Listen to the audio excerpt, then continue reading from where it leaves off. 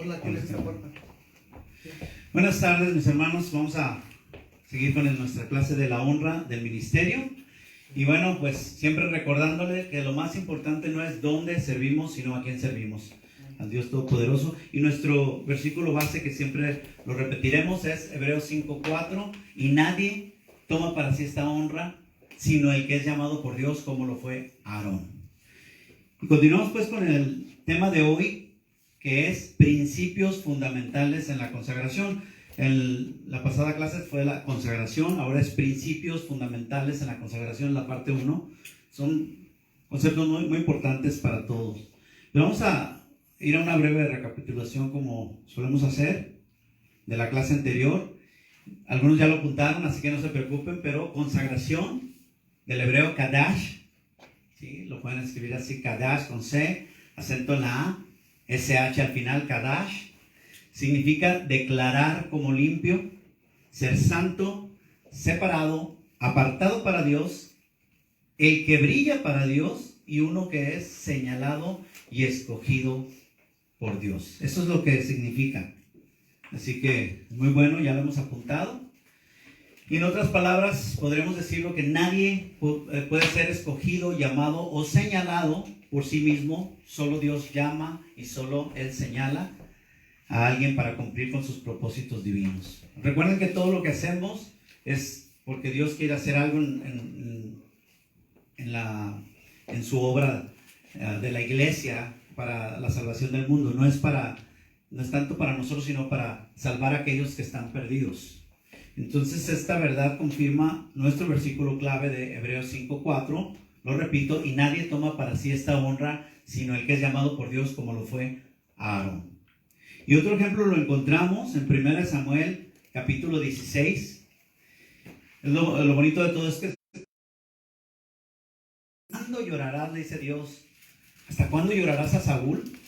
Habiéndolo yo desechado para que no reine sobre Israel. Y eso es muy importante. O sea, Dios, Él es siempre el que escoge, pero también es el que quita. Él es el que rechaza, ¿verdad? Entonces dice, ¿cómo? Sigues llorando por Él cuando yo ya lo rechacé. Dice, llena tu cuerno de aceite y ven, te enviaré a Isaí de Belén, porque de sus hijos me he provisto de rey. Ahí está otra vez, me he provisto. Entonces David fue escogido y provisto por Dios, quien hace todas las cosas según el designio de su voluntad, ¿verdad? No según los deseos humanos, como a veces uno hace cosas en el ministerio que no son de Dios. Y eso es lo que pasaba en el caso de Saúl. Aunque él no era un rey, tenía que ser regido. Recuerden, era una teocracia. El sacerdote era el que recibía la palabra de Dios, y el rey pues era la autoridad, pero tenía que seguir los designios de Dios.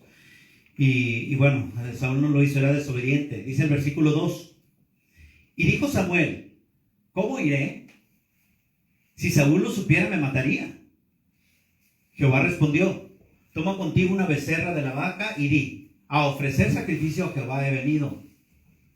Y llama a Isaí al sacrificio, y yo te enseñaré lo que has de hacer, y me ungirás al que yo te dijere. Y qué bonito aquí la manera en que lo hace muy propia Dios, ¿no? Me ungirás al que yo te dijere. O sea, él está haciendo su ministerio, en este caso Samuel, y va a ungir a David, al rey. Acuérdense que eran posiciones muy importantes, lo que es el sacerdocio, el profeta, ¿verdad? Y el rey. El sacerdote, el profeta y el rey es donde moraba el Espíritu Santo en el Antiguo Testamento. Hoy, gracias a Dios, en todos los que hemos creído, que somos nosotros, que hemos creído en el sacrificio de Cristo en la cruz. Entonces, aquí ungir es un término hebreo, lo pueden escribir si les gusta apuntar, es mashach, es M-A-S-H-A-J,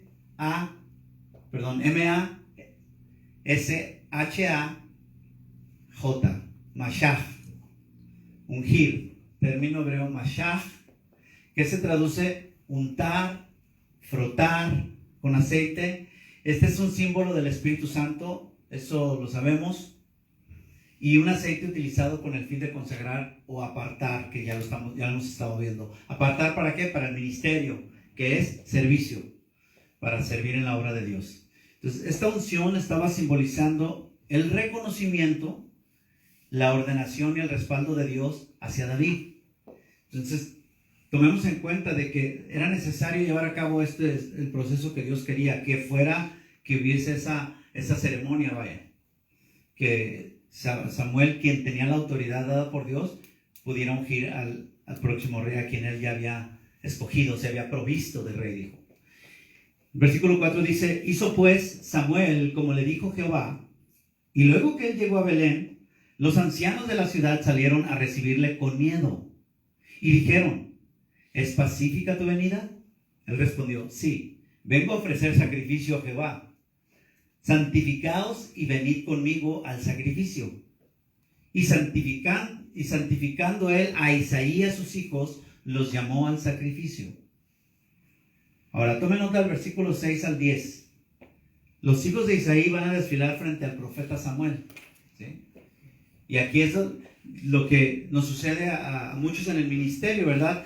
Esto nos da un descanso y nos enseña, a ver si ustedes lo pueden notar, a los que estamos a cargo de la obra, de que si al profeta Samuel como dicen, al mejor cazador se le va la liebre, pues ¿qué será de nosotros, no?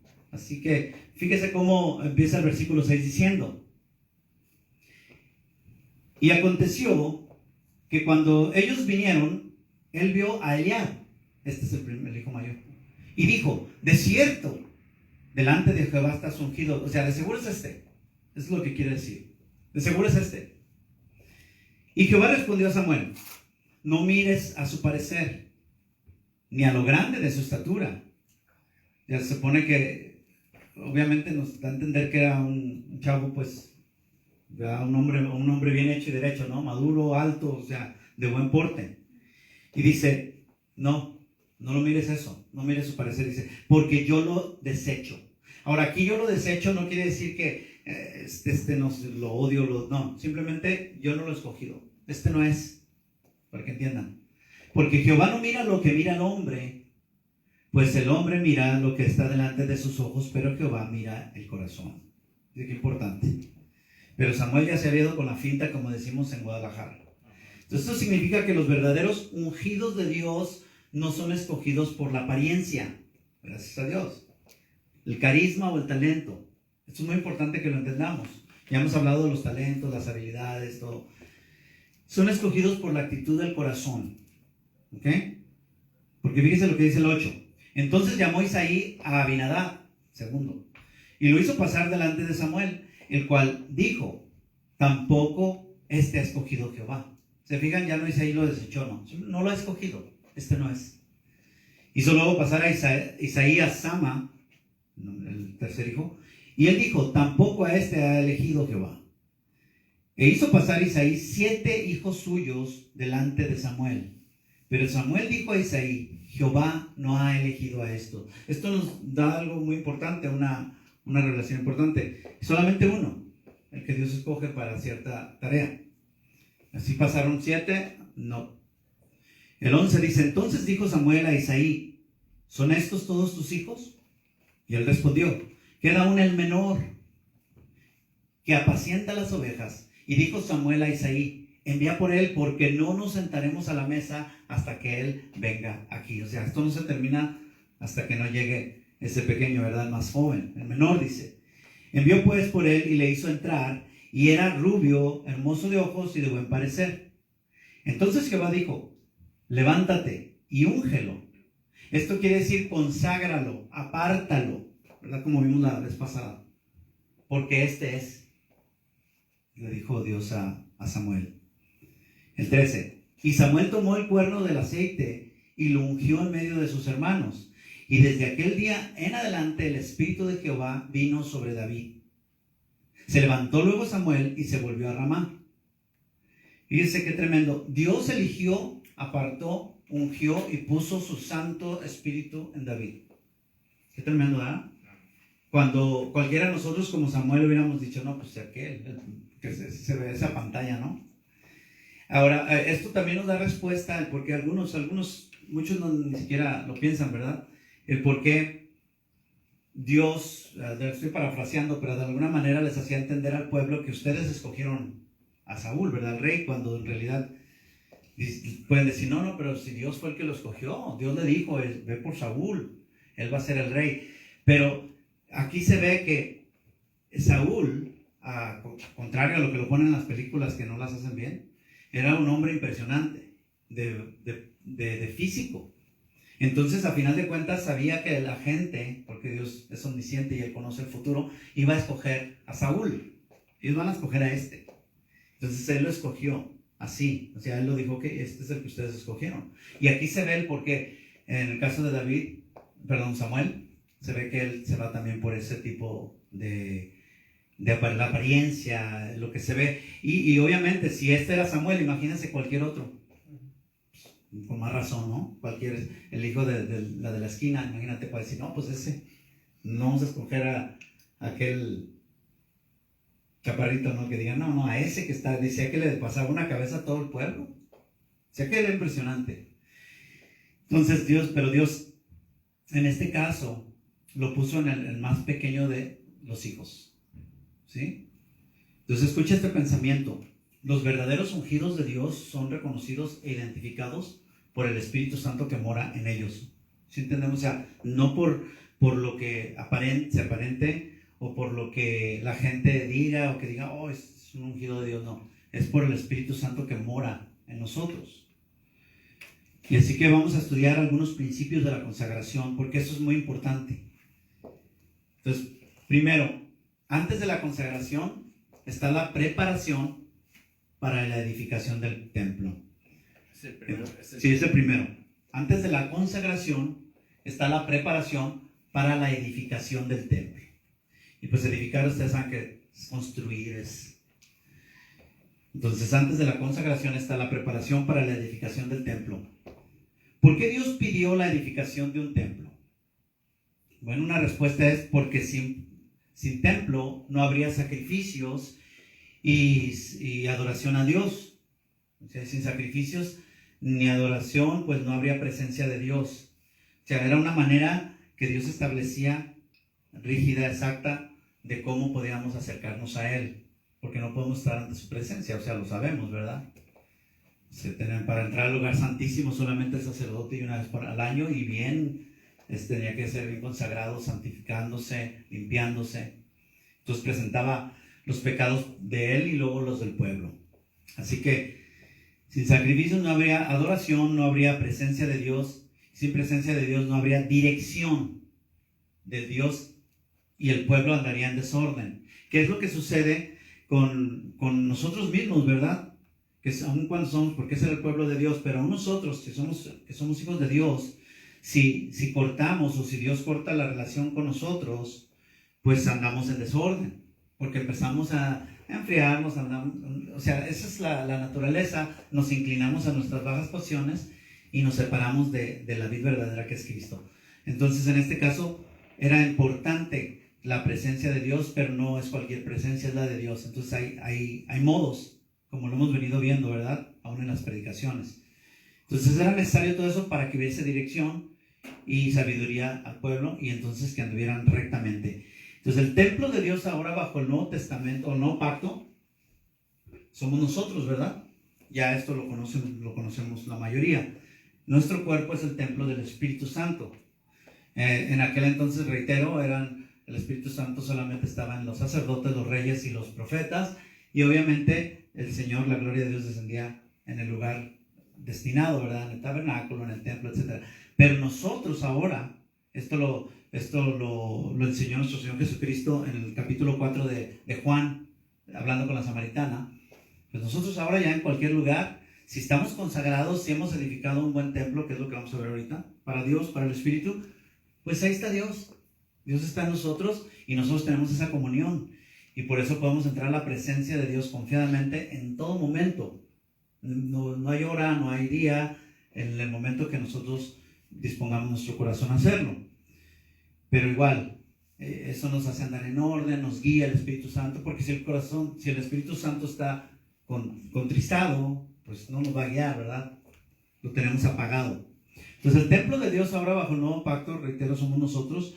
Y Hechos capítulo 7 versículo 48, yo lo leo así, si quiero apuntarlo, pero ahí Pablo hablaba y dice: si bien el Altísimo no habita en templos hechos de mano, así dice, pero Es todo un versículo completo, pero lo que da a entender aquí, Dios no habita en cuatro paredes, ¿verdad? No está limitado a eso.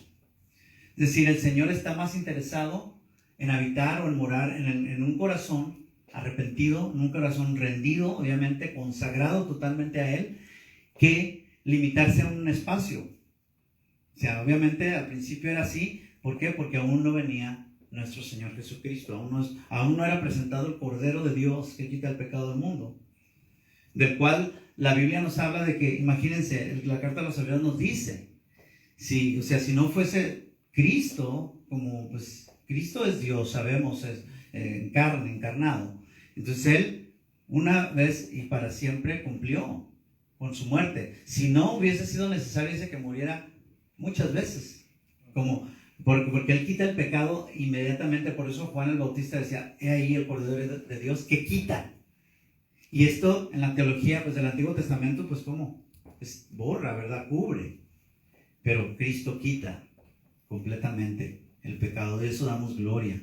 Así que el Señor está interesado en habitar en nosotros, que limitarse a, reitero, un edificio de 4 paredes confeccionado o diseñado por los hombres, por nosotros, aunque esté muy bonito, muy impresionante, o que esté, no importa el lugar, sino como lo decimos, alguien dijo por ahí, cada uno de nosotros, cada cristiano somos un ladrillo, por decir, ¿verdad? En el cuerpo de Cristo, pero nuestro mismo cuerpo en sí es un templo para Dios. Entonces el anhelo de Dios es hacer morada y habitación en el corazón de un creyente que toma en serio su palabra y vive consagrado para Él. Ahora, no somos perfectos, sabemos, pero sabemos de lo que estamos hablando. Si es necesario la santidad. Si nosotros pecamos, porque nos enseña el amado Juan, ¿verdad? Sobre todo en sus cartas, es tremendo, ¿verdad? Que seguimos pecando, ¿verdad? Y el que dice que no peca, pues es un mentiroso y hace Dios mentiroso.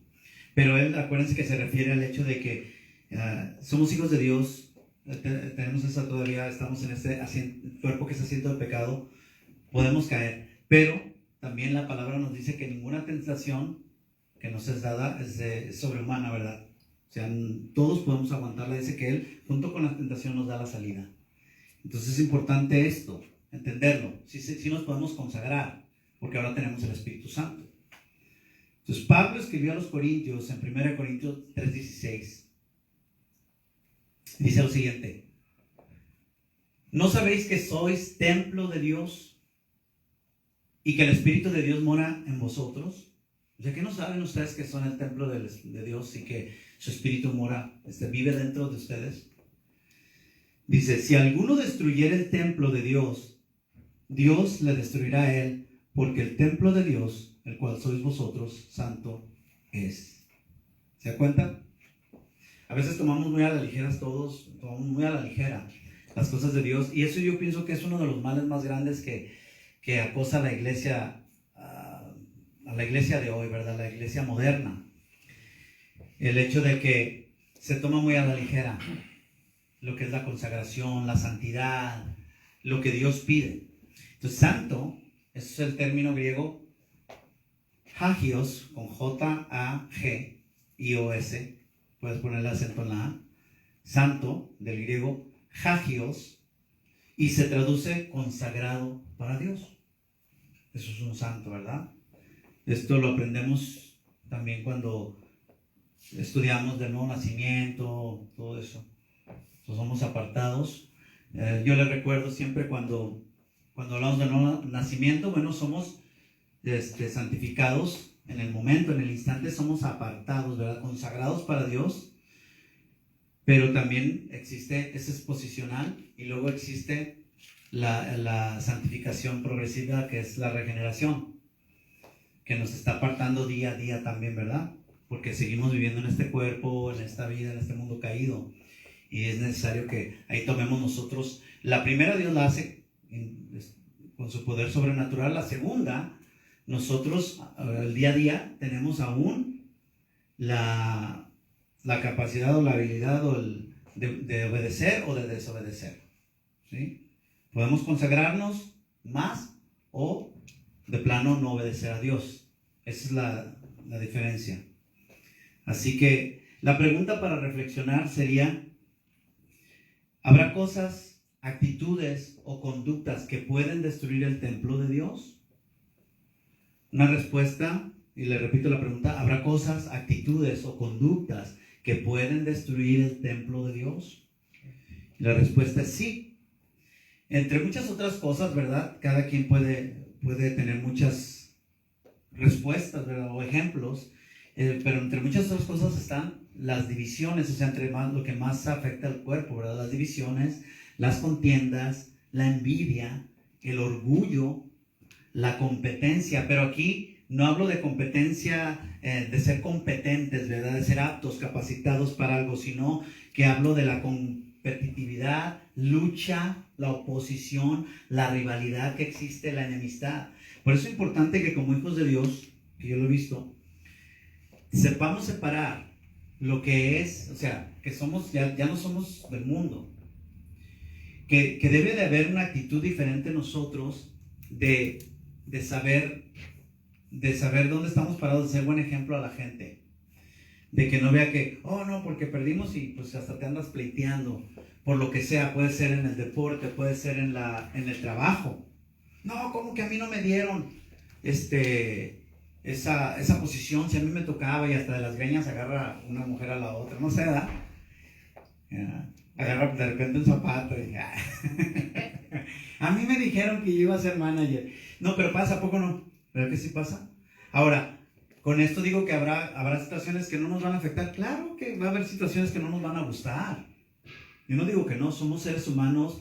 Quizás pues, realmente estás más apto, más capacitado, o esto o lo otro, o quizás fue injusto quien está de juez, no sé. Pero el punto es que sí debemos de tener cuidado ante nuestra familia y ante la gente y los hermanos y los mundanos de cómo nos comportamos cuando existe esa competencia, ¿verdad? Esa competitividad, eso de que yo quiero y le ganes y tienes que ganar y porque si no, imagínate, no. No quiere decir que no trates, pero tenemos que cambiar esas actitudes porque destruyen. Entonces, todas esas conductas, ¿verdad? Envidias, orgullo, todo eso que mencioné, son pecaminosas y destruyen el templo de Dios. Obviamente también está todo el pecado, ¿verdad? En lo físico, la fornicación, etc. Entendemos. Pero estamos hablando aquí de actitudes porque siempre tendemos a juzgar lo que se ve, lo que es obvio. ¡Ay, mira aquel borrachito! O aquel drogadicto, o aquella. Pero no se ve, por ejemplo, a la chismosa, no se ve al que es un lobo, no se tiene que ver todo. Entonces, por lo tanto, es importante que antes de asumir una responsabilidad ministerial, o sea, de servicio a Dios en la obra, como consecuencia del llamado de Dios, porque eso es lo importante, sabemos que el llamado lo tengan, el llamado de Dios en nuestra vida, pues consideremos el costo y el precio a pagar. ¿Qué es lo que necesitamos hacer? Es como esto, sabemos que para cualquier trabajo secular, ¿verdad? Si es un trabajo importante, de repente te dicen, ok, hay aquellos que le dicen, mira, les dice el patrón, para este trabajo, olvídate los fines de semana. Te vas a ganar bien, pero vas a trabajar bien duro, vas a hacer esto, o sea que ya olvídate de las salidas con tu esposa, etc. Así pasa a veces. Y dices, entonces tienes que calcular el costo, para que cuando estés ahí ya trabajando digas, no, ya no veo a mi familia, ya estoy perdiendo Bueno, tú aceptaste esa situación. O sea, no estoy hablando de eso en el servicio de Dios, pero es un ejemplo que tenemos que calcular el costo, el precio a pagar, no por la salvación en este caso, sino por el privilegio de servirle a Él. Porque va a haber sacrificio. O sea, imagínense si nuestro Señor sacrificó todo, que nosotros no tengamos que sacrificar. Entonces, hay muchas cosas, hay cosas, como lo he dicho siempre, que de repente, siendo ese privilegio de servir a Dios, aún así, hay cosas en las cuales pues vamos a tener que abstenernos o dejar de hacer, o no puedo, o esta vez, lo que sea. Cada quien, Dios tratará con la vida de cada quien. Entonces, eso es importante tomarlo en cuenta. Jesús confrontó a aquellos que querían seguirlo a su manera, ¿recuerdan? Allá en Lucas 9:62. Ellos a su manera y bajo sus propias reglas. Esto es común. Pero yo pienso que de unos 10 años para acá, pongan o quiten años, se ha hecho más esta cuestión, más común esta cuestión en la iglesia. Y pues, obviamente mucho por las falsas enseñanzas, las doctrinas, esto, lo otro. Es obvio, ¿verdad? A veces los errores de los que estamos a cargo, todo es un conjunto porque pues, somos hombres. Pero simplemente la gente pone las condiciones a Dios y en ninguna parte de la Biblia lo vamos a encontrar eso. ¿Estamos de acuerdo en eso, verdad? Ya, que no, ningún lado voy a encontrar yo de que, a ver, yo, Señor, yo te voy a decir cómo hagamos, no. Ahí en Lucas 9:62, Jesús dijo, ninguno que poniendo su mano en el arado, todos saben que es un arado, ¿verdad? Pero en este caso se entiende que es el ministerio, el servicio a Dios, ¿verdad? O sea, el arado, pues son los surcos en la tierra. Entonces dice, ninguno que poniendo su mano en el arado, mira hacia atrás, es apto para el reino de Dios. Esto es algo muy importante, porque cuando se araba, acuérdense que ahora hay máquinas, ahora hay tractores y eso, pero aún en pueblos todavía que no tienen muchos recursos económicos, ¿qué es lo que se hacía? Se agarraba una molita, un burrito, un buey, lo que sea, ¿no? O 2, 3 animales en una yunta y jalaban la navaja, ¿no? La verdad no sé, cortaba, iba haciendo el surco, pero tenían que dirigirlo. Y se ve fácil, pero yo he visto algunos videos y es bien duro porque creo que hasta a veces se tenían que enterrar, ¿verdad? Porque es como cuando metemos una pala en la tierra y ¿qué pasa? A veces está durísimo, hasta le duele a uno y a veces está bien blandito, ¿no? Entonces recuerdan que tenían que estar bien puestas sus manos en el arado porque cualquier cosa, oye, fulano, vamos a comer y ya todo se iba chueco. Entonces eso significa que una vez establecido en el ministerio, no podemos voltear hacia atrás. Y esto es muy importante, hacia lo que dejamos atrás. Porque el desviar nuestra mirada de la palabra y de los principios del ministerio nos va a hacer, o sea, nos hará hacer surcos torcidos, chuecos. Entiéndase, caminos en el ministerio torcidos, ¿verdad? También chuecos, en nuestra obra, en el servicio a Dios. Y es importante que evitemos eso, que no es la voluntad de Dios, obviamente. Y permítame leerle ese versículo de Lucas 9:62, en una versión sencilla, palabra de Dios para todos. Pero Jesús le dijo, aquel que empieza a arar un campo y mira hacia atrás, no sirve para el reino de Dios. ¿Eso? Bien claro, ¿no? Por lo tanto, los que pretenden servir en la obra de Dios de forma distraída, o sea, sin poner atención a las instrucciones, pensando solamente en sus cosas, de forma indisciplinada, con un corazón dividido, eso es muy importante. Un corazón dividido, o sea, como lo dijimos en una de las clases, ¿verdad? Queriendo estar allá, estando aquí queriendo estar allá y estando allá queriendo estar aquí, no se puede. Entonces no sirven para el alcance de la obra de Dios, al contrario, muchas veces pues estorba, se convierten en un freno, un obstáculo y piedra de tropiezo para otros.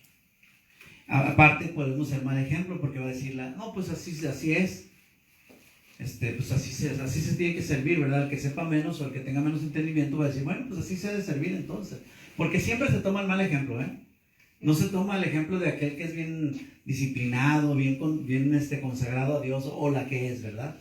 Consagrada a Dios, bien tremendo, en todo está ayudando de corazón, bien, con las manos en el arado, si no se toma del desobligado, de los ejemplos que está dando aquí, ¿verdad? Entonces no podemos ser esa piedra de tropiezo. Mire cómo la instrucción para Lot y su familia fue clara, yo se lo leo, allá en Génesis 19:17. Y como instrucciones vemos esos principios en el ministerio. Dios nos dice, haz así, y tenemos que hacer así. No es, voy a hacer así. Entonces ahí les dice, escapa por tu vida y no mires atrás. ¿Se acuerdan que así les dijo? Los ángeles le dijeron a Lot, ¿verdad? De parte de Dios. El versículo 26 de ese capítulo 19 de Génesis dice, mas la mujer de Lot, ¿qué hizo? Miró atrás y se volvió estatua de sal. Entonces la mujer pagó el precio de menospreciar la instrucción divina, convirtiéndose en un ejemplo claro de desobediencia. Podemos dar muchos ejemplos, pueden decir, pues es que la mujer de Lot era mundana, etcétera, no importa. ¿Moisés era mundano? No, o sea, ya cuando estaba, Dios lo llamó, no. Sin embargo, también desobedeció la instrucción divina y golpeó la roca 2 veces. Y también tuvo consecuencias graves. Así que no podemos decir, no hay aquí, Dios no hace excepción de personas. Entonces, eso sucede. ¿A cuántos Dios ha escogido y llamado al ministerio y por mirar atrás lo han perdido todo y están allí en una silla sentados sin producir frutos para la obra de Dios y convertidos en estatuas de sal? Este es algo interesante del libro de la honra del ministerio. Es tremendo. O sea, ¿cuántos? Dices, sin tener la convicción de que el que no sirve, no sirve. ¿Se acuerdan que decimos eso siempre? El que no sirve, no sirve. ¿Por qué? Pueden decir, pues, están tirando eso. No. Porque cuando nosotros somos salvos, se nos da dice la palabra en todo momento, nos dice que somos sacerdotes, que somos embajadores de Cristo. O sea, imagínate un embajador que de repente llegue y no haga nada. O sea, aquí en el consulado eso no se puede dar, ¿verdad? Tiene unas funciones. O sea, de repente que en esas funciones, no, pero tiene que hacer algo. O sea, tiene que mostrar ciertos frutos, ¿no? Ciertas labores que ha de desempeñar. No puede estar nomás ahí sentado. Entonces, todos estamos para servir, los que decimos que somos cristianos. O sea, obviamente todo a su tiempo, pero tenemos que servir. O sea, esa es la obra, esa es la manera que Dios evangeliza al mundo. ¿Cómo? Pues haciendo discípulos, dice. Enseñándoles lo que yo les he enseñado, ¿verdad? Antes obviamente creyendo, bautizándoles en el nombre del Padre, del Hijo y del Espíritu Santo, pero después haciendo discípulos y después enviando a esos discípulos. Y el enviarnos puede ser de misioneros o puede ser ahí mismo el servicio, ¿no? En la iglesia. Así que el primer principio es, antes de la consagración está la preparación del corazón para la edificación del templo, donde la presencia de Dios descenderá, ¿verdad? Entonces, siempre compárenlo eso, nuestro cuerpo, que es el templo de Cristo, del Espíritu, como en el Antiguo Testamento, donde la Shekinah, ¿verdad? La nube, la gloria de Dios descendía en aquel templo. Entonces, en otras palabras, no puede haber consagración sacerdotal si antes no hay edificación y todo está en su debido lugar y en orden en el templo. Tenemos que preparar nuestro cuerpo, nuestro templo del Espíritu. Entonces, la presencia de Dios no mora y habita en la inmundicia o desorden. ¿Estaremos de acuerdo en eso? Si nosotros andamos en inmundicia y en desorden, no podemos esperar que Dios more allí. Que Dios nos respalde, no. Podemos tener nuestros traspiés, ¿verdad? Eso, pero inmediatamente tenemos que recapacitar, tenemos que arrepentirnos, pedir perdón a Dios que nos perdone y nos limpia de todo pecado y nos restaura. Y seguir adelante y no volver a hacerlo, tratar de no hacer eso. Eso es simplemente, ¿verdad? No quiere decir que si nosotros estamos, ya estamos desechados. Todo depende también, ¿verdad? No podemos ahorita extender mucho, ¿verdad? De lo que suceda, pero Dios es misericordioso. Entonces, tenemos que limpiarnos. Punto número 2, no puede haber consagración sin sacrificio y ofrenda. Esto es algo de lo que menos se entiende en la comunidad cristiana. Se ha llegado, cansado de decirlo, que se ha llegado a pensar o a considerar el servicio a Dios o el ministerio como un favor a la iglesia, para entretenerme, como un quehacer, como algo que hacemos para los pastores, para ayudarles, etc. No. Por eso decimos, no importa en dónde servimos, sino a quién servimos. Entonces, no puede haber consagración sin sacrificio y ofrenda. Y sacrificio del griego, otra vez, ya lo tienen que tener, pero lo repito. Susia, que es con la D, empieza. Susia, con acento en la I latina al final. Susia, D-S-U-S-I latina, con acento A. Susia. Y es una ofrenda de amor, lo dijimos, ya lo hemos apuntado. Es un dar amor, pero esa ofrenda o acto de amor incluye o lleva implícito, dijimos, y lo vuelvo a repetir, la muerte del yo. La muerte del yo, esto es muy importante. Negación de sí mismo y que nuestro servicio sea una ofrenda de amor. No a regañadientes, no por obligación. Lo dice, ¿verdad? Los mismos pastores, a los servidores en la primera carta a Pedro, ¿verdad? Que apacienten la grey, pero dice, no como por obligación, no de mala gana, no. Tenemos que hacerlo en ofrenda de amor a aquel que nos rescató. Entonces, eso le da honra a Él. De tal manera que cada día yo crezca para que Él mengüe. Eso es muy importante.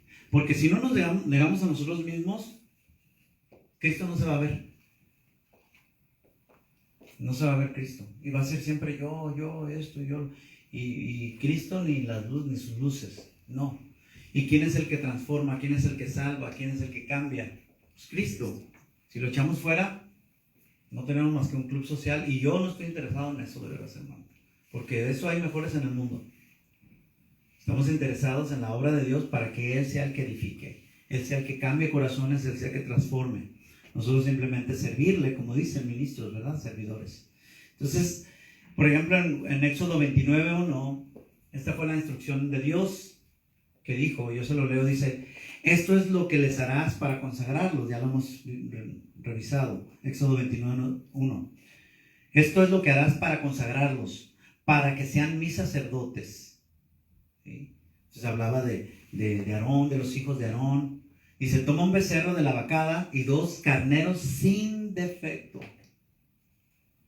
Muchas veces no analizamos que todo lo sabemos, ¿verdad? Porque tenemos la Biblia. La mayoría de los que escuchan saben que, como la misma palabra dice, que todo se escribió para nosotros, para darnos ejemplo, ¿verdad? Pero muchas veces no entendemos todo cuando habla de eso sin defecto, con limpieza, con santidad, todo puro, todo de esta manera, de esta otra. Tiene un sentido, tiene un porqué.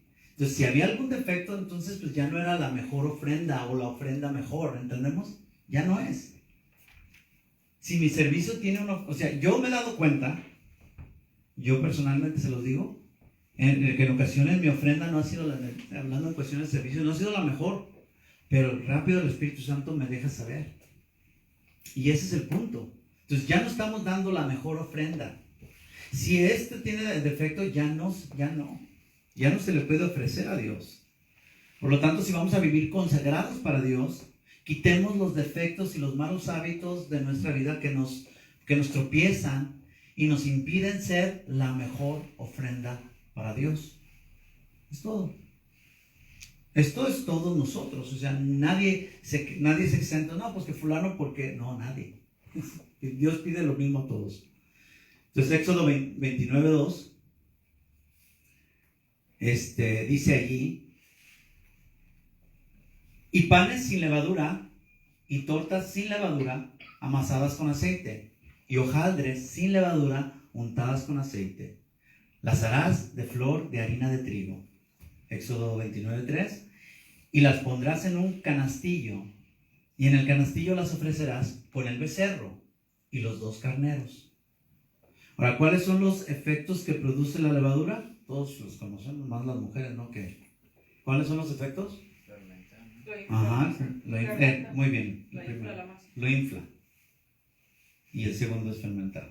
O sea, el primero es que infla, esponja y aumenta de tamaño. Yo fíjese, yo no sabía esto hasta que yo decía, ay, bien ricos los panecitos, ¿verdad? Que sorteamos en el chocolate o algo. Allá en México es muy común. No es muy común el pan sin levadura en México, ¿verdad? En lugares del Medio Oriente sí, como con mi esposa, los armenios utilizan mucho sin levadura, que ese es el lavash y todo ese pan. Es sin levadura, pero también tienen pan con levadura, que es inflado. Entonces, primer punto es de que infla, primer efecto, esponja y aumenta de tamaño. El segundo es que echa a perder o descompone el producto. Fíjese. Obviamente, pues, dices, no, pues así es como, pero estamos hablando, eso es lo que hace la levadura. Por ejemplo, la leche que se deja sin refrigerar, ¿qué le sucede cuando quieres agarrar el galón? Sí, pero ¿qué pasa? ¿Se han fijado? Se infla. Entonces, primero se infla el envase, ¿verdad? El galón, lo agarras cuando es de plástico, pues. Se infla. Y por dentro la leche está echada a perder. Sí, esos son los 2 efectos. Así que es muy importante este principio. Si vamos a vivir consagrados para Dios, debemos quitarnos todo aquello de nuestra vida que nos infla. Que nos infla. Es muy importante. como el orgullo y todo aquello que está echado a perder en nuestra vida y que huele mal, ¿verdad? Y Dios nos habla a todos al corazón, Dios nos conoce bien. Y si nosotros tenemos convicción, pues tenemos ahí está, ¿verdad? El dedo en la llaga de, ok, Señor, ahí es donde tenemos que tratar ese asunto. Entonces, ahí lo dice bien claro, todo lo que nos infle, quitarlo, y también, o sea, como el orgullo y todo aquello que está echado a perder en nuestra vida. El punto número 3, el consagrado se mantiene en el lugar donde Dios lo llamó. Ahí ejerce su función con toda responsabilidad y efectividad. Punto número 3, el consagrado se mantiene en el lugar donde Dios lo llamó. Allí ejerce su función con toda responsabilidad y efectividad. Una vez más, el consagrado, punto número 3, el consagrado se mantiene en el lugar donde Dios lo llamó y allí ofrece su función con toda responsabilidad y efectividad. Mateo 6:24, allí nos dice la palabra que ninguno puede servir a dos señores. Este fue Cristo hablando, ¿verdad? Ninguno puede servir a dos señores, porque o aborrecerá al uno y amará al otro, o estimará a uno y menospreciará al otro. No podéis servir a Dios y a las riquezas. Entonces, Jesús utilizó este principio para hablar del afán por las riquezas, ¿verdad? Que eso es algo, sobre todo en nuestros días, que está ahí a flor de piel en muchas personas. Pero siempre tenemos que tomar en cuenta de que si en nosotros no está, por ejemplo, el afán de las riquezas, que es la avaricia, puede estar otro pecado, otro afán, otras cosas. Así que no quiere decir que porque yo no tengo yo soy más santo y más consagrado. No. Todos tenemos que limpiarnos, todos tenemos que quitar. Hay cosas que nos han inflado que hay que quitar, y hay cosas que están echadas a perder que hay que quitar. Entonces aquí Jesús usó ese principio para hablar del afán por las riquezas, pero puede aplicar para los que sirven en el ministerio también. Porque siempre es verdad, no podemos servir en dos lugares. Entonces hay quienes están en el ministerio haciendo diferentes funciones por no saber discernir cuál es el lugar donde Dios los quiere establecer o usar. Obviamente, estamos hablando de cuando ya Dios te ha dado un llamado y te ha establecido.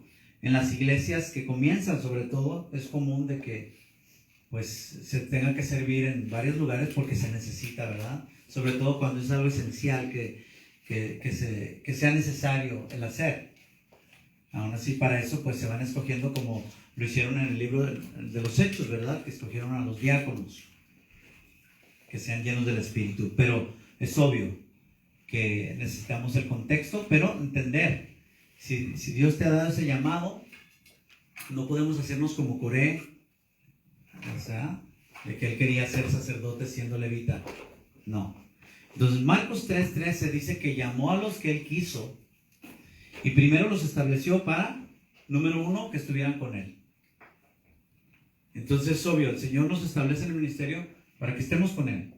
Luego enviarlos a predicar. Y por último les dio de su autoridad para que en su nombre sanaran las enfermedades y echaran fuera demonios.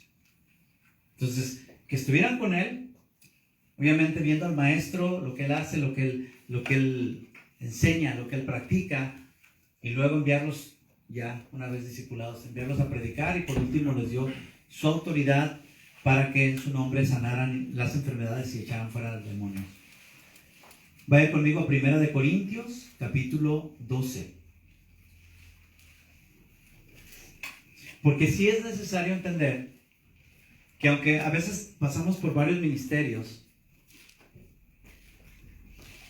Dios sí nos tiene un llamado específico.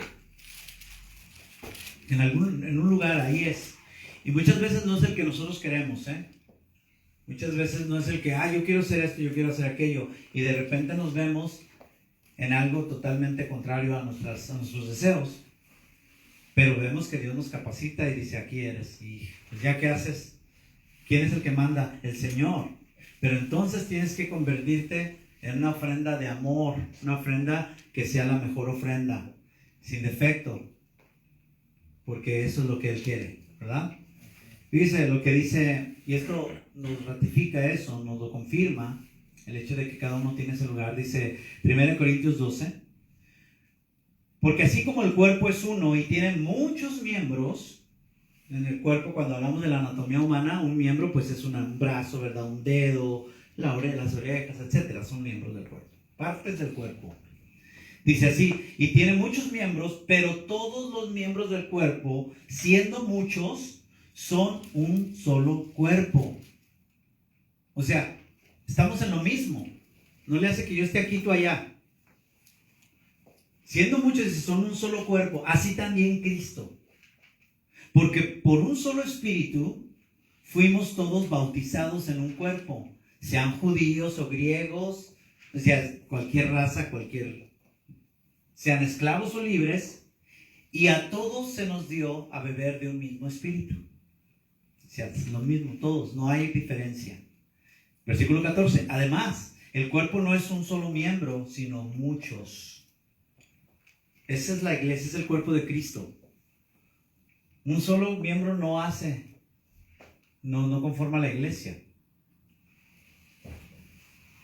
Y luego viene ahí viene entonces el 15, cuando de repente aquellos que menosprecian el ministerio dicen, no, es que yo quiero hacer esto y quiero hacer lo otro, pero Dios te llamó a esto, etc. Dice el 15, si dijera el pie, recuerden que es el pie, es un miembro del cuerpo, si estamos hablando de la anatomía humana, pero si estamos hablando del cuerpo de Cristo, puede ser si dijera el ujier, si dijera el de la alabanza.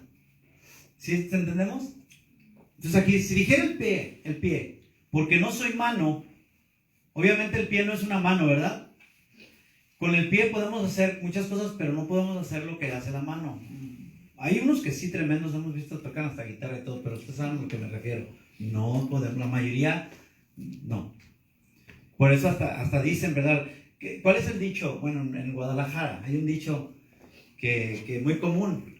Mira nomás cuando parece que lo hiciste como ¿qué? Con las patas, como con los pies. Obviamente dicen de una manera del vulgo, con las patas. Mira nomás, dice, parece que lo hiciste como con las patas. La tarea, me acuerdo que si la hacíamos deprisa y todo mal y todo tachoneada y todo. Mira nomás. ¿Por qué? Porque se supone que la mano era exacta para hacerlo bien, pero lo hiciste al aventón. No lo hiciste bien. Ahora, por eso quiere decir que el pie no sirve. No, bueno, es que no es la función del pie, no es que no sirve. El pie tiene su función, sus funciones, las que hace bien. Y la mano no lo va a hacer. A ver, párate de manos, a ver hasta dónde llegas.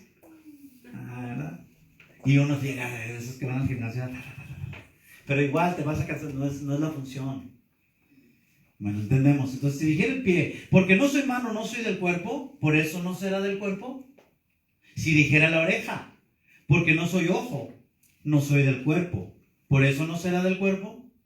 El 17. Si todo el cuerpo fuese ojo, ¿dónde estaría el oído? ¿Se da cuenta? O sea, todo es necesario. Y si todo fuese oído, ¿dónde estaría el olfato? O sea, si todos predican, ¿a quién le van a predicar? ¿Verdad? Si todos están en la puerta, pues nadie puede entrar porque van a bloquear la puerta. O sea, no, hay funciones, todo se necesita. Hay muchas áreas, así como el cuerpo. Si no tuviéramos los miembros del cuerpo, quizás no estaríamos de pie, quizás no. O sea, hay muchas funciones que no desarrollaríamos. Entonces, ¿dónde estaría? Dice. Y atención aquí, el 18. Mas ahora Dios ha colocado, subraya eso. ¿Qué dice? Dios ha colocado. Dios ha puesto, Dios ha escogido. Dios ha colocado los miembros, cada uno de ellos en el cuerpo, como Él quiso. Ahí está, como Él quiso. Dios es soberano, Él no se equivoca, punto. ¿Sí? Como Él quiso, nos pone donde Él quiere. Así de fácil. Pero si Él te puso, Él te va a capacitar, así que no te preocupes. Vamos a seguir nuestra lectura del libro de Éxodo. Éxodo 29, 4, de donde estamos trayendo estos principios. Éxodo 29, 4 dice, y llevarás a Aarón y a sus hijos a la puerta del tabernáculo de reunión. Entonces notemos cómo Dios le especificó claramente a Moisés el lugar donde iniciaría su función, su trabajo, el sacerdote. ¿Dónde vas? Ahí vas, mira, vas a estar aquí. Dice, llévalos a la puerta del tabernáculo de reunión. Y aquí aprendemos que es Dios y solo Dios, mis amados, quien determina la función que debemos desarrollar en la obra, en el ministerio, no el hombre. Dios nos capacita para nosotros poder desarrollar, hacer las cosas que Él quiere, hacerlas bien, ¿sí? Entonces Dios usa hombres, obviamente, pero el hombre no determina la función en el ministerio. Es Dios el que da ese llamado, como lo repito. Muchos quizás hemos visto, no, híjole, este no es mi llamado. Pero hay un llamado. O sea, eso no dice, no, pues mejor me siento porque no es mi llamado. No. Hay un llamado específico que Dios nos va a dar, ¿sí? Y Él nos lo va a hacer claro. Y también a aquellos que están a cargo. Entonces Dios determina la función en el ministerio. Pero ¿por qué a la puerta del tabernáculo y no en el atrio, en el lugar santo o en el lugar santísimo? Porque estaba el atrio, el lugar santo y el lugar santísimo. ¿Qué significado tiene el hecho de pedirle a Moisés que los llevara a la puerta del tabernáculo? Bueno, para dar respuesta a estas preguntas debemos recordar la función principal del sacerdote. Sacerdote, si quiere apuntar, una de las responsabilidades básicas era la de ser un mediador. Esto lo debemos ya saber. O sea, un sacerdote, una de sus responsabilidades, que es lo mismo sus funciones, sus básicas, era la de ser un mediador. Alguien que está en medio, ¿verdad? El que habla con dos partes. Es decir, es quien representa al pueblo ante Dios y a Dios ante el pueblo, ¿sí? ¿Quién es nuestro gran sumo sacerdote ahora? Nuestro Señor Jesucristo. Por eso es tan importante también entender todo lo del Antiguo Testamento, porque todo es sombra, o sea, todo es antitipo, todo apunta a Cristo, todo. O sea, ¿qué podemos mencionar que no? Hasta la cortina que cubría el lugar santísimo, que se rasgó de arriba abajo, ¿era qué? Representaba el cuerpo, ¿verdad? Fue rasgado. Y así fue el cuerpo de nuestro Señor Jesucristo, perforado, ¿no? Fue rasgado. Entonces, todo lo que Dios nos muestra en el Antiguo Testamento apuntaba, es simbólico. Entonces, el sacerdote, reitero, representa al pueblo ante Dios y a Dios ante el pueblo, está en medio. Como hacía Moisés también, ¿se acuerdan? Que hablaba a Dios y él les decía al pueblo y él le decía a Dios. Entonces, otra de sus responsabilidades era la de tocar el shofar, o la trompeta, ¿verdad? Una trompeta puede el shofar. Muchas iglesias, ustedes han estado en iglesias que sacan el cuerno de carnero, ¿no? Que decía uno, huele bien feo ese cuerno. Y lo sacan y hasta le sacan le tumban la peluca del lado, ¿no? Y lo empiezan a tocar. Entonces, hay varios significados de esto. Era lo que es el sacerdote. El primer significado de tocar el shofar, o la trompeta, como usted lo quiere ver, cuerno de carnero, era de hacer un llamado a estar alertas y escuchar cuál era la voluntad de Dios.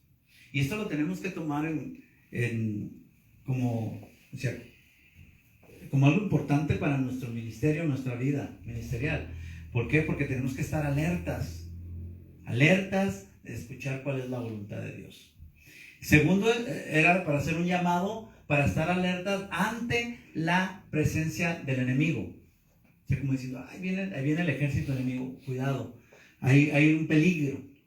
Entonces hay una alerta. Esa era la segunda. Y la tercera era la indicación de un toque de guerra, o cómo le llaman así. O sea, el momento preciso para sí, una alerta, el momento preciso para entrar a la guerra. Decían, cuando toque la trompeta es cuando le van a dar. Órale.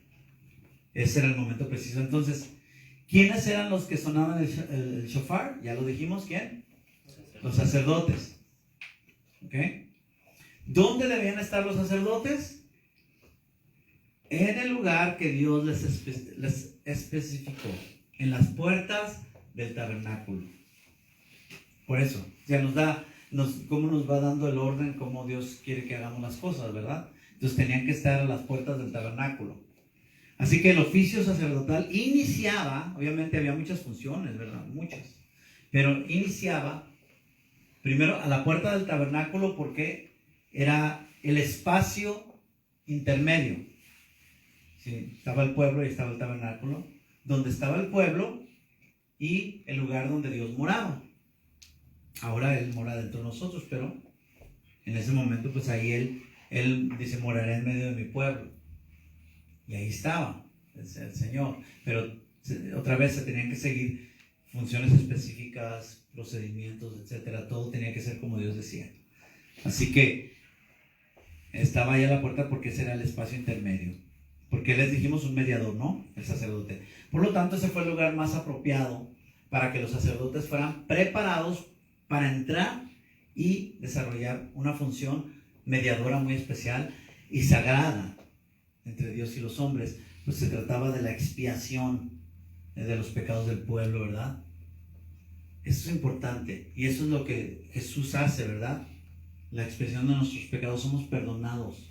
Expiación, si quieres usted apuntar, del hebreo kafar, con K, A, F, A acento en la A y R. Kafar. Expiación del hebreo kafar, y es cubrir, condonar, cancelar, anular, limpiar, perdonar, purificar. Y otra vez se lo digo. Expiación del hebreo kafar significa cubrir, condonar, cancelar, anular, limpiar, perdonar, purificar. Y ese era el lugar donde el pueblo podía presenciar la ceremonia de iniciación y el sacerdote pues no debía considerar esa honra como algo trivial, ¿verdad? Rutinario, obligado o desagradable. Eso es muy importante. O sea, era un honor, un privilegio ese servicio. Y era el lugar donde el pueblo los debía identificar perfectamente como sus mediadores. Sí, ellos sabían perfectamente, no es el sacerdote. ¿Recuerdan cuando dice la palabra que ahí todos atemorizados le dijeron a Moisés, mejor tú habla con Dios, no queremos oír la voz de Dios. Mejor tú habla y tú nos dices. ¿Ah? ¿Por qué? Porque se veía fácil. Y aún así después lo criticaban y le daban con todo, ¿no? A Moisés. Pero en ese momento cuando escucharon la voz de Dios no era cualquier cosa. Vieron que iba en serio Entonces era necesario ese mediador. Por eso tenemos a Cristo, reitero. Entonces significa que en tu casa, tu esposa e hijos te deben identificar como el sacerdote del hogar, ¿verdad? El sacerdote del hogar. Pero además, el pueblo, en este caso, nuestros hermanos de esta iglesia, nos deben identificar como sus pastores y como sus servidores, ¿sí? Y también a los que sirven, el pueblo tiene que identificarlo como los servidores, ¿verdad? Por la dedicación, la fidelidad y lealtad a la honra que Dios nos ha dado en el llamado al ministerio, a llamarnos al ministerio. Entonces, eso tiene que ser identificado de esa manera, el pueblo tiene que saber. Ahora, así como hoy, obviamente el pueblo había de todo y estaba muy desviado en muchas ocasiones, pero así es. Por eso es la necesidad de los que servimos en la obra de consagrarnos, para que no lo tomen tan a la ligera, porque se ve en mucha de la escritura en el Antiguo Testamento, se ve cómo se habían desviado. Simplemente cuando Esdras sacó la ley, dice que los sacerdotes se habían desviado. O sea, los que se supone que dirigían al pueblo estaban mal, los jueces todo. Y en muchas ocasiones podemos cansarnos de ver tantas escrituras donde Dios muestra que los jueces recibían cohechos a mordida, o sea, eran corruptos, no se consagraban a Dios, no hacían lo que debían de hacer. No es de que de repente cometan errores, sino de que no se consagraban. Por esto es importante. Por ejemplo, los niños deben sus instructores. Así, una oveja debe identificar quién es su pastor. Estamos hablando a nivel terrenal, ¿verdad? No estamos hablando de Jesús. Jesús es el pastor del pastor. Estamos hablando a nivel congregacional, ¿verdad? Una oveja debe de entender, debe saber, oh, él es mi pastor. Yo sé quién es mi pastor, en lo terrenal. Entonces tenemos, así debe de ser, se debe de identificar. ¿Sí? Mire qué consejo nos dio el apóstol, versículo 2. 1 Pedro 5:2. Dice, apacentar. Con esto vamos concluyendo. Apacentar, ¿qué quiere decir? Bueno, eso es cuidar, es guiar, alimentar, gobernar, exhortar, amar. El apacentar muchas veces, luego pues el que le conviene nomás lo toma como, oh, pues ese es el que nos da el alimento, esto no, esto es todo. Pero sí debe ser también de nuestra parte como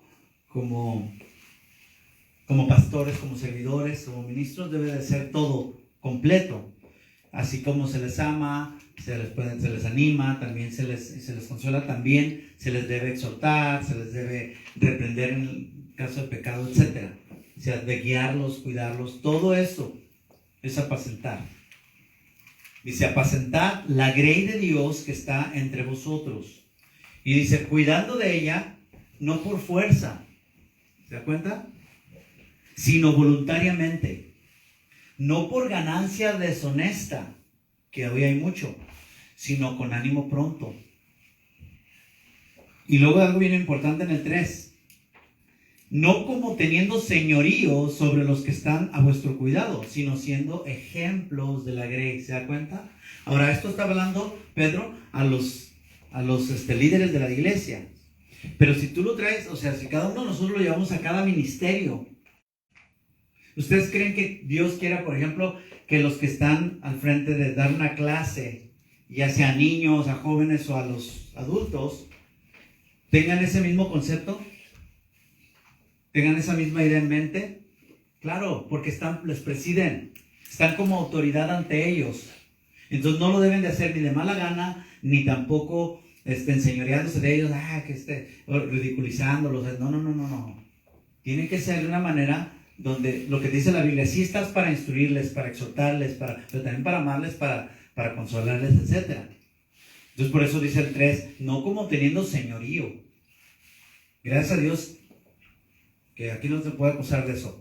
Señorío es cuando, o sea, por ejemplo, nosotros, ¿quién Jesús, aparte de ser nuestro Salvador, es qué? Nuestro Señor. Es señorío, que Él es nuestro amo, Él es nuestro, es el que nosotros no, nosotros somos servidores. Sí sí precedemos, ¿verdad? Y dice la palabra, tengan por doble honor a los que les presiden y respeten eso, pero de eso a que sean dictadores, o los que no se puede. Entonces, por eso dice, no como teniendo señorío sobre ellos, o sea, tienes autoridad, pero no es para que sea un autoritarismo, sino siendo ejemplos de la grey. Ahí está. Y eso es lo mismo que le decía Pablo a Tito y a Timoteo, o sea, sea ejemplo. Y le dice, por ejemplo, en Tito 2, le dice, después de que dice que instruya a los ancianos, a las ancianas, y luego cuando habla de las jóvenes, y cuando habla de los jóvenes le dice, siendo tu ejemplo. Y pues eso es donde trabajamos siempre, donde Dios nos da con todo en algo y decimos, tenemos que trabajar en esto. Y ahí es cuando nosotros como servidores hermanos sabemos que Dios siempre nos va a hablar. Y si nos habla y nos vamos a sentir mal, no es para decir, pues ya tiro, mejor dejo esto. No, es decir, Señor, yo sé que tú tienes razón, tengo que consagrarme, tú me estás diciendo que esto no está bien, tengo que hacerlo, tengo que arreglarlo. Y eso es lo que debemos de aprender. No el hecho de que, pues, no sirvo para esto, no soy de... No. Si Dios nos llama, nos va a capacitar. Y el 1 Pedro 5:4 dice, y cuando aparezca el príncipe de los pastores, o sea, Jesucristo, dice, vosotros recibiréis la corona incorruptible de la gloria. Yo estaba hablando con un pastor que estimo mucho también, muy humilde, amigo mío. Y nos llevamos muy bien por lo mismo, porque tenemos el mismo sentir. Y él decía, mira, hermano, dice, yo igual, así como trabajamos, queremos llegar al momento y hablamos precisamente de esa escritura. Y entre otras, decíamos, donde sea que nos quede uno o que no nos quede ninguno, no importa. Pero que lleguemos al Señor y que de todos modos el Señor nos diga, bien hecho, siervo fiel. Entra al seno de tu Señor, por cuanto en lo poco fuiste fiel, en lo mucho te pondré. Y eso tiene mucho de verdad. Porque si vemos, por ejemplo, en el caso de Noé, que él predicó por 120 años y la gente nomás no se convertía, era de corazón duro. O sea, hay muchas veces nosotros vamos a llevar la palabra, a esforzarnos, a consagrarnos, a hacer lo que dice Dios. Sea en el servicio también, en la puerta, en el servicio, en las clases de niños, en los jóvenes, esto y lo otro. Y quizás tú digas, no sé, pues la gente no quiere, pero no importa. Eso fue una revelación de Dios para mi hermano, yo le reconozco, porque él dijo algo y yo me quedé pensando, dice, ¿sabes qué? Lleguemos sin una sola oveja, pero sabiendo que hicimos lo que tuvimos que hacer. Y no diluimos el evangelio, no maltratamos a las ovejas, o sea, no hicimos lo contrario a lo que dice 2 Pedro. Dice, yo sé que llegando con el Señor nos va a decir, pásale buen siervo y fiel. ¿Por qué? Porque vemos en Jeremías, vemos en muchos hombres de Dios que no depende de nosotros, sino de Dios, que Él es el quien provoca a través de su espíritu y su palabra esa convicción en la gente. Nosotros no podemos, yo no puedo hacer ni creyentes, ni servidores, ni discípulos. Podemos seguir lo que dice Dios, obedecerle, y Él es el que actúa en poder y en la gente. Y cada uno de nosotros nos ofrecemos o no como ofrenda de amor a Dios. ¿Amén? Así que pues hasta aquí vamos a llegar a la primera parte de los principios de la consagración. Y yo sé, hermanos, que los que han sido fieles ya sean escuchar o el estar, Dios va a hablar a los corazones de una manera tremenda, de una manera maravillosa, porque lo hace al corazón de un siervo. Y siempre que se presentan este tipo de estudios, Dios trae bendición, Dios trae cambios de una manera maravillosa a cada persona. Y obviamente esperemos que sea siempre en lo positivo. Incline su rostro en reverencia al Señor, al Todopoderoso. Ore conmigo. Señor bendito, te damos muchas gracias porque sabemos que tú estás en medio de aquellos que se consagran para ti. Aquellos que buscamos, Señor, obedecerte.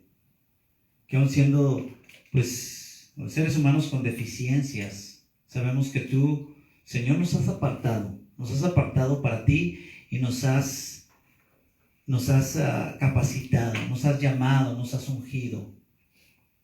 Pero también es importante que cada uno de nosotros preparemos el templo del Espíritu para servirte. Que podamos ofrecernos, Señor, habiéndonos negado nosotros mismos. Habiendo también desechado todo aquello que infla, toda esa levadura, todo aquello que nos infla, como el orgullo y otros pecados, y todo aquello que apeste, todo aquello que se eche a perder. Que podamos limpiar, Señor, nuestra vida. Pero que también consideremos cada uno de las escrituras que tú nos das como instrucción para cómo desarrollar nuestro ministerio, el servicio a ti, la obra, por dónde empezar, dónde proseguir, qué clase de sacrificio darte y cuál no, siendo obedientes en todo, santificándonos. Te damos gracias, Señor. Yo te pido, Padre, por este ministerio, por esta iglesia, que tú, Señor, trabajes en pos de ese avivamiento, que tú despiertes los corazones, Señor, dormitantes, que tu Espíritu Santo sea en ellos, Señor, que avive el fuego, Señor, que alguna vez estuvo. En el nombre de Jesús te lo pedimos todo, Señor, y te alabamos, Padre Celestial, que estás en el trono, y al Cordero de Dios que está a tu diestra, te da la honra y la gloria por los siglos de los siglos. Amén. Dios los bendiga, mis amados. Hasta la próxima.